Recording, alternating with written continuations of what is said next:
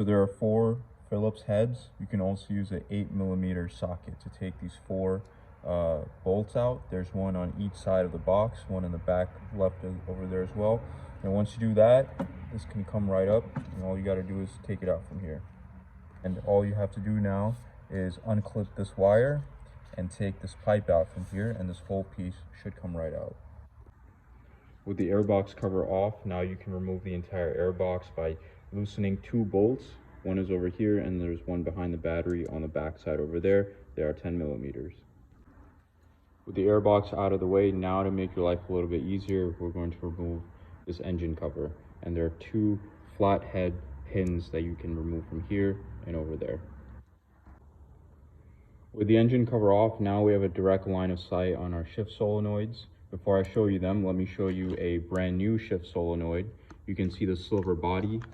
You can see where it's being held with a bolt, and you can see the black connector.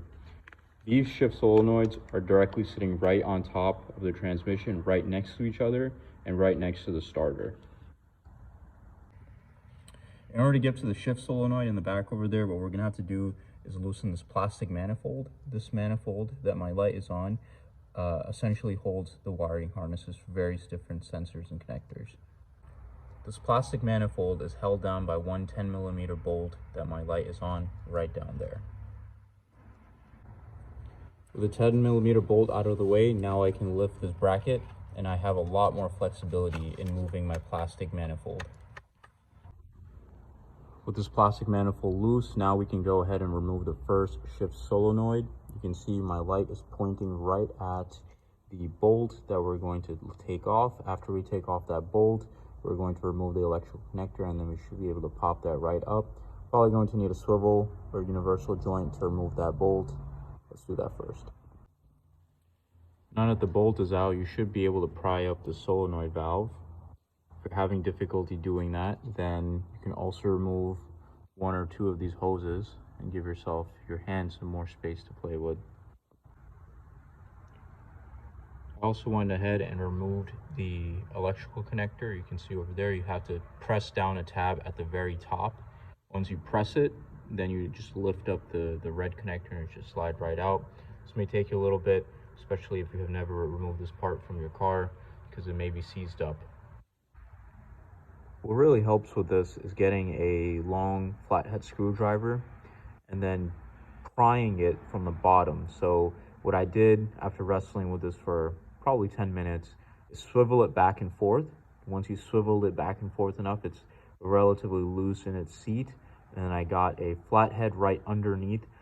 Either you can put it underneath where your bolt is, or you can put it underneath the body of the valve itself, and then just push up, and it should come out. So this is what it looks like with the valve out, and this is what the valve looks like. You can see it's pretty dirty. With the solenoid valve out, it's a bit easier to see where the other solenoid valve is, and like I said before, it is right next to it. So you can see that my light is pointed at the clip, the electrical connector for the other solenoid valve.